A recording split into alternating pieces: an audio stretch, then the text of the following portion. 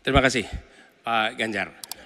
Pertanyaan ini terkait dengan kinerja Kementerian Pertahanan. Ketika tadi kita bahas sama-sama situasi pertahanan kita, Bapak tadi membahas tentang bagaimana belanja alutsista, bagaimana rencana tentang minimum force itu bisa dicapai dan lain-lain. Bapak melakukan review itu. Nah, di sisi lain Bapak juga waktu itu pernah memberikan penilaian atas kinerja penegakan hukum di Indonesia. Bapak beri skor 5 atas kinerja hukum di Indonesia.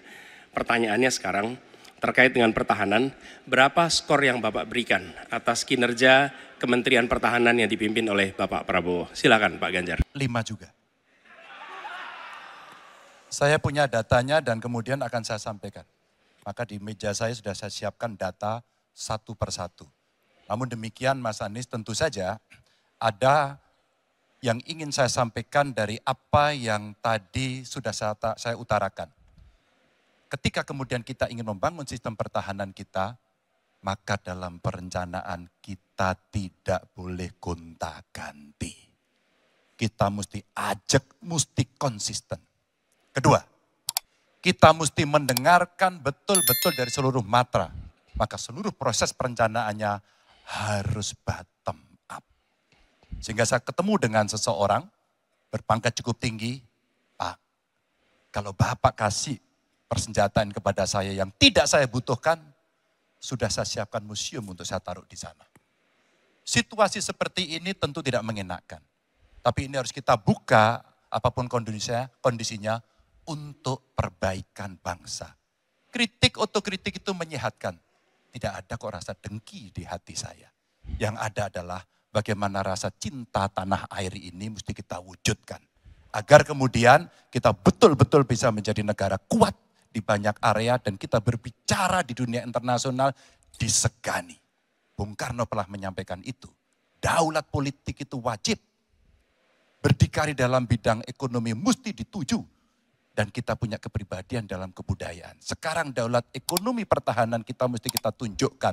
Maka ketika banyak perusahaan-perusahaan waktu itu yang sangat strategis dibikin, itu mimpi sejak dari lama pendiri bangsa agar kita menjadi negara kuat.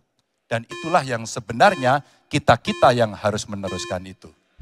Begitu Mas Anies. Ya, makasih Pak Ganjar. Cukup Pak Ganjar, baik Pak Anies. Silakan menanggapi jawaban dari Pak Ganjar, waktu 1 menit Pak Anies, silakan. Jadi TNI, tentara kita, polisi kita, semua bekerja luar biasa di lapangan. Kita harus berikan rasa hormat dan terima kasih. Karena mereka mengerjakan hal-hal yang sulit, hal-hal yang berat. Tapi sisi kebijakan menurut saya lebih parah. Kenapa? Di era Pak SBY kenaikan gaji terjadi 9 kali. Selama era ini hanya bernaik gaji 3 kali dan akan naik nanti tahun depan. Karena menjelang pemilu mungkin naik gajinya. Tapi di sisi lain kesejahteraannya tidak dipikirkan dengan serius. Tukin hanya 80%. Lihat Kementerian Keuangan, lihat Kementerian PUPR. Menteri-menterinya mengusahakan peningkatan tukin di mereka. Lalu kita lihat tadi alutsista yang bekas. Yang itu resikonya adalah keselamatan dari TNI kita. Mereka bekerja keras menjaga setiap jengkal tanah Republik ini. Tetapi mereka tidak didukung dengan policy. Karena itu menurut saya skornya justru di bawah 5 Mas Ganjar. Kalau 5 itu ketinggian Pak Ganjar. Terima kasih Pak Ganjar. Baik. Mas Anies gak usah takut. Disebut aja angkanya berapa gitu loh. Kayak saya gitu loh. Jangan di bawah 5, sebut aja berapa. 11 Mas, dari 100. Oke. Ini sedikit ngajari kendel Mas Anies biar berani. Apa yang kemudian saya lakukan dari jawaban saya untuk membela para TNI kita? Saya bersama mereka.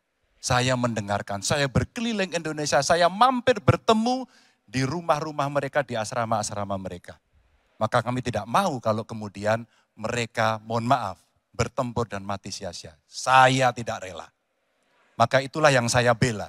Maka perencanaan bottom up itu betul-betul sebuah perencanaan yang mereka inginkan. Mereka harapkan dan mereka bisa menggunakan dengan sangat efektif. Termasuk pada soal kesejahteraan tadi yang disampaikan. Dan saya sepakat pada soal itu.